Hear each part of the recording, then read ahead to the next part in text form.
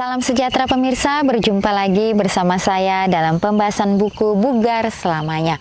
Buku ini menyuguhkan kepada kita bahwa perubahan pola hidup akan menambah umur dalam hidup kita dan menambah semangat di tahun-tahun kehidupan kita. Sangat luar biasa nasihat firman Tuhan yang kita dengarkan hari demi hari ini akan membawa kita untuk kita boleh lebih dekat lagi kepada Tuhan. Karena kehidupan jasmani dan rohani itu sangat penting dalam kehidupan kita. Mereka harus berjalan bersama-sama sehingga kita mempunyai kehidupan yang seimbang untuk datang kepada Tuhan, untuk terus mau melayani Dia. Karena nasihat firman Tuhan juga dikatakan, hati yang gembira adalah obat yang manjur. Setiap apapun yang kita lakukan, baiklah kita lakukan itu dengan terus mengandalkan akan Tuhan kita. Ya walaupun mungkin saat ini kita mengalami sakit dan apapun itu, baiklah kita boleh meminta kesembuhan hanya dari Tuhan saja. Melakukan apa yang Tuhan kehendaki di dalam kehidupan kita. Bila mana kita mempunyai beban yang berat, biarlah kita boleh datang di bawah kaki salib Tuhan, menyerahkan semuanya kepadanya, dan Dia akan meringankan segala beban-beban kita. Pada saat ini kembali lagi saya mengundang akan seluruh anggota keluarga dan saudara-saudara semua. Kita dapat berkumpul bersama-sama. Kita akan mempelajari nasihat firman Tuhan pada saat ini, dan biarlah rencana-rencana indah Tuhan itu akan menjadi bagian masing-masing kita. Kita akan masuk ke dalam judulnya Puasa Yesaya. Ayatnya terdapat di dalam Yesaya 58 ayat 6 dan 7. Bukan berpuasa yang kukehendaki, ialah supaya engkau memecah-mecah rotimu bagi orang yang lapar dan membawa ke rumahmu orang miskin yang tak punya rumah. Dan apabila engkau melihat orang telanjang, supaya engkau memberi dia pakaian dan tidak menyembunyikan diri terhadap saudaramu sendiri. Bahkan sebelum saya mempelajari prinsip-prinsip kesehatan dalam Alkitab, saya adalah seorang pembuat jus kawakan. Di sini apel, wortel, dan seledri adalah koktail cepat di pembuat jus champion saya. Nanas segar dan daun comfrey menjadi campuran minuman hijau. Setiap kali saya merasakan penyakit flu yang disebabkan oleh mikroorganisme datang atau sekedar merasa tidak enak badan, saya dapat mengandalkan berpuasa singkat hanya dengan minum jus untuk mengembalikan semangat ke langkah kaki saya. Jadi di sini sang penulis yang memberikan kita prinsip-prinsip kesehatan. Bahkan sebelum dia mempelajari prinsip-prinsip kesehatan dalam Alkitab, dia adalah seorang pembuat jus kawakan. Jadi dia membuat jus dari buah-buahan. Dan juga di sini dari daun comfrey. Jadi dia mencampur minuman hijau ini. Jadi setiap kali dia mengalami badannya tidak enak atau dia terkena flu, dia berpuasa singkat dan hanya minum jus untuk mengembalikan semangat ke langkah hidupnya ini. Jadi dia tidak mengkonsumsi obat-obatan.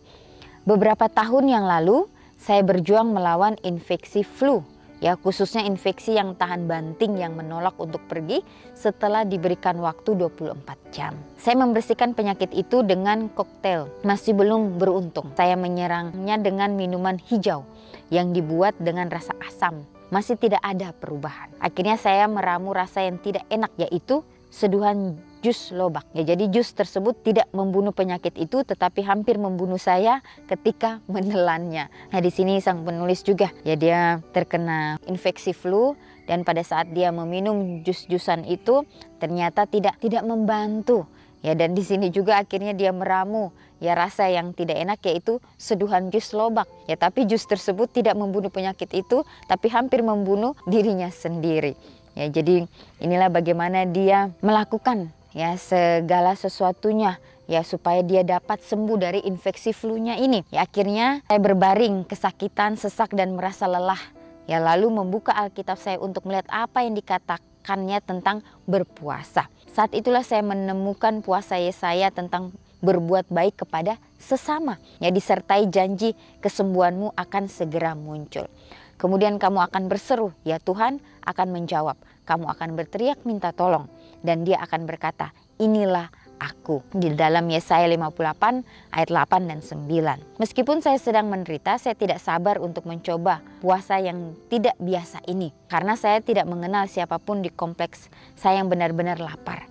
Saya duduk dan menulis cek sebesar $20 untuk dana bantuan ADRA. Ketika saya membayangkan cek saya menambah sesendok bubur tambahan ke dalam mangkuk, banyak anak-anak Amerika Selatan yang lapar. Saya merasakan kehangatan yang mengejutkan di hati saya. Rasa menggigil karena flu saya mulai menghilang. Selanjutnya bagaimana cara memberi pakaian yang telanjang membuat saya bingung sampai saya teringat seorang teman, seorang ibu tunggal yang mesin cucinya rusak. Ya, dengan sebuah panggilan telepon, dia dan tumpukan cuciannya dalam perjalanan mengunjungi mesin cuci saya. Rasa terima kasihnya untuk kepedulian saya begitu tulus sehingga saya dapat merasakan kesehatan saya hampir sepenuhnya pulih kembali. Ya, sejak hari itu puasa mempunyai arti baru bagi saya. Saya masih menikmati berpuasa dengan hanya minum koktail dan jus minuman hijau saja. Tetapi saya mencoba untuk tidak membiarkan satu penyakit berlalu tanpa melakukan perbuatan baik kepada orang yang kurang beruntung. Ya, di dalam cara ini saya bisa membantu mereka dan diri saya sendiri pada saat yang bersamaan. Ya, jadi luar biasa nasihat firman Tuhan pada saat ini. Ya, pada saat penulis ini mengalami suatu sakit, ya dia mempunyai infeksi flu dan tidak sembuh-sembuh, dia mencoba ya jus-jusan, semua jus dia mencoba itu supaya dia minum, supaya dia kembali lagi pulih. Ya, tetapi semuanya itu sia-sia. Ya, pada saat dia mempelajari di dalam Alkitab ya mengenai puasa Yesaya, ya kembali lagi di situ suatu hal yang baru yang dia pelajari. Ya, pada saat dia ingin menyembuhkan dirinya, bagaimana dia juga berbagi kepada orang-orang di sekitarnya. Dan di situ membawa suatu kesembuhan bagi dirinya sendiri. Ya, dan di sini dikatakan pada saat dia mencoba jus-jusan itu dan apalagi dia mencoba jus selobak itu, akhirnya dia berbaring kesakitan, sesak dan merasa lelah. Lalu dia pun membuka Alkitab untuk melihat apa yang dikatakan tentang berpuasa dan dia mendapati ya puasa Yesaya ini tentang berbuat baik kepada sesama. Ya, jadi inilah yang membawa dia ke dalam suatu kehidupan sehat kembali, dia pulih kembali. Pada saat itu puasa mempunyai arti baru bagi dirinya ya, dan dia masih menikmati berpuasa dengan hanya minum koktail dan jus minuman hijau. Tapi dia juga mencoba untuk tidak membiarkan satu penyakit berlalu tanpa melakukan perbuatan baik kepada orang lain yang kurang beruntung. Ya, jadi itu berjalan bersama-sama. Ya, jadi bagaimana kita juga diajar di dalam setiap kehidupan yang kita lakukan.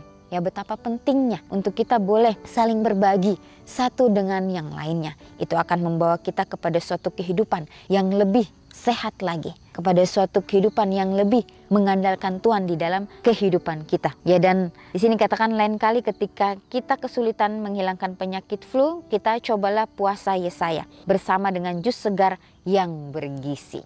Ya, jadi inilah yang dianjurkan kepada kita. Ya, kita boleh mencoba ini di dalam kehidupan kita. Ya, pada saat kita mungkin menderita flu, ya apakah benar ini akan kita alami secara pribadi di dalam kehidupan kita masing-masing.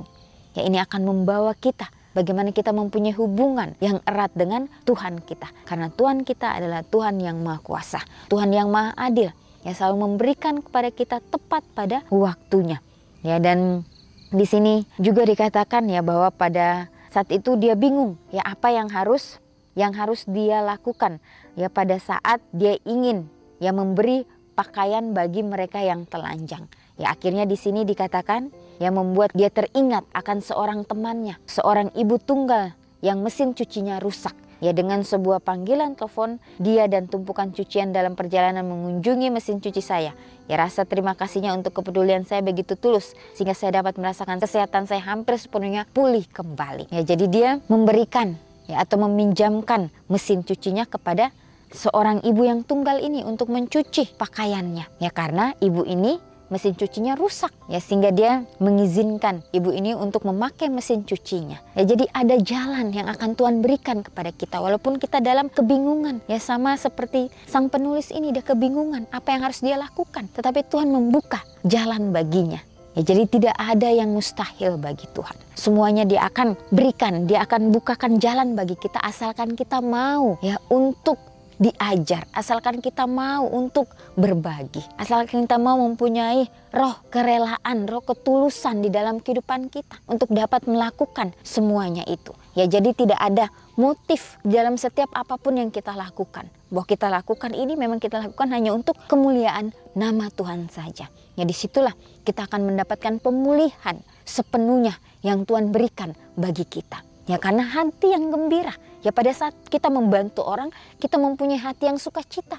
Bahwa kita bisa memberikan yang terbaik kepada orang itu.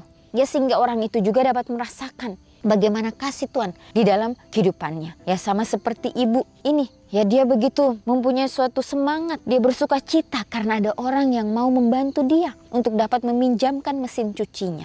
Sehingga ibu ini mempunyai masalah yang dihadapi sudah terselesaikan. Ya, sehingga kita juga merasakan satu sukacita atau damai itu.